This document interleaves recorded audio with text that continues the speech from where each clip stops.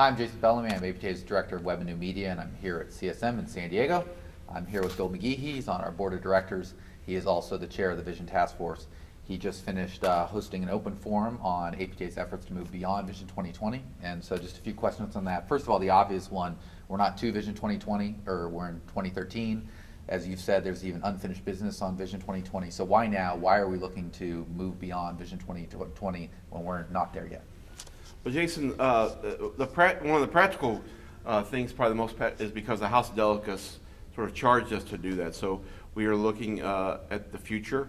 And, we're not at Vision 2020, and there's clearly some unfinished business that's not done. But a healthy profession that's vibrant and mature and has to continue to look forward in what's coming out and ahead. And clearly, healthcare is changing rapidly. With the Affordable Care Act and all the things around quality initiatives, we can't just sit still. So it's time to be looking and scanning what our future looks like and planning for it. I'm not going to ask you to summarize a 30-minute presentation, which is what you just did, in 30 seconds, but can you highlight some of the major differences between the new vision statement and Vision 2020? I think the new vision statement is much more outward looking. It sort of speaks to our role to society and what our obligations as a mature profession are to the outside world. We absolutely, when we adopted Vision 2020, had to sort of get our own house in order, decide what we wanted to be sort of when we grew up is a good way to describe it. And in a lot of ways, we've arrived. We've achieved a lot of those things. And now it's time to sort of move beyond that.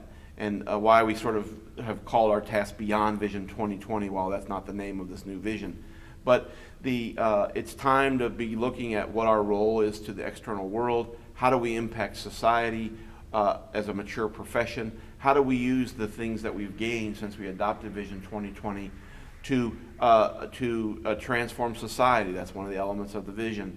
And the word is at the very beginning, is that we shouldn't sell ourselves short in what we do. We have a huge impact on helping them move better to improve people's quality of life.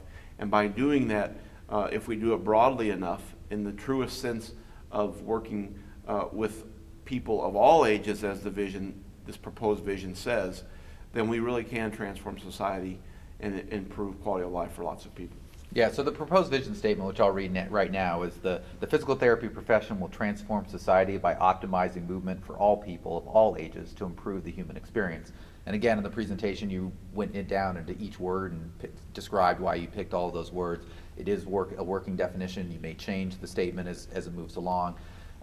What's some of the general feedback that you've received about that statement so far? You got a lot of great feedback today. You've had it other opportunities. What's kind of the different reactions so far to that vision statement? Jason, it really has run the gamut, quite frankly, about all over the place. The thoughts are, it doesn't go far enough. Boy, it doesn't really jump off the plate at me too. Really, you think that it seems to be way too bold and out there, and it's just not really who we are. I will say this, and this is what I've learned over the last month as the language has come out and people are doing it. After you read it the first time, just put it away and think about it. And it seems to people, as they read it and reflect on it and ruminate a little bit and go back to it and reread it again, it tends to really begin to resonate with people and they understand it. So don't trust that sort of initial gut reaction to it. Just kind of think and contemplate and maybe come back to it and think about it a little more. And then that seems to help people understand.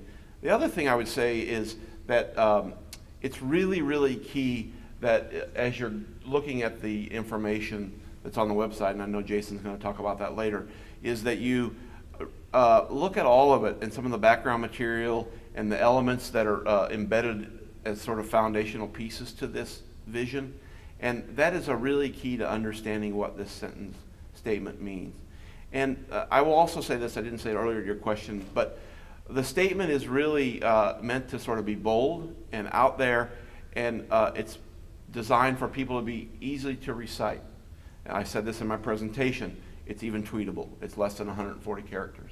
So very short, succinct, with a lot of meaning embedded in it. So let's briefly describe where we are in this process. The board gave this, approved this statement, and now where does it go from here? So the board has adopted that at their November meeting. Now it's really in the hands of the House of Delegates. The House of Delegates is the highest policymaking body for the profession, and the vision of the profession is in their hands, and they will formally adopt this. It's been proposed and will come out as a motion for consideration in the 2013 House in the latter part of June.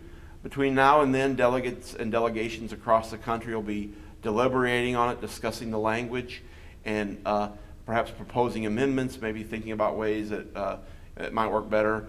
It's my hope that we don't get too far from, a little bit selfishly, I guess. I think it sounds pretty good. And so, but we'll see. It's really in the hands of our members through their elected representatives to be the vision that people really want it to be and to say what they want it to say. Now, there's a blog post that has been posted on behalf of the task force that's available on the website, which we'll talk about in just a second. But you also mentioned that to really make an impact, people should contact their chief delegate because ultimately they're going to be making any decisions in the House. Do you want to expand on that? Yeah, if you want to provide feedback and have sort of get your thoughts into this conversation, the best way to do that, because it really is in the hands of the House of Delegates now, is to contact members of your component's delegation. If you're a member of a section and you're more in contact with APTA in that way, reach out to the delegate for your section. There's also delegates for the chapters and the chief or any of those people in the delegations. You can find that information at APTA, and you could probably also find it by contacting your chapter office or component office, and provide your feedback to those folks as they begin their conversation. Excellent. Obviously an important issue for the profession and for the association. Information that the statement itself, link to the blog post where you can comment, background information, all of that is on APTA.org at www.apta.org/beyondvision2020. Bill, thanks for your time. And for more dispatches like this, go to www.apta.org/CSM.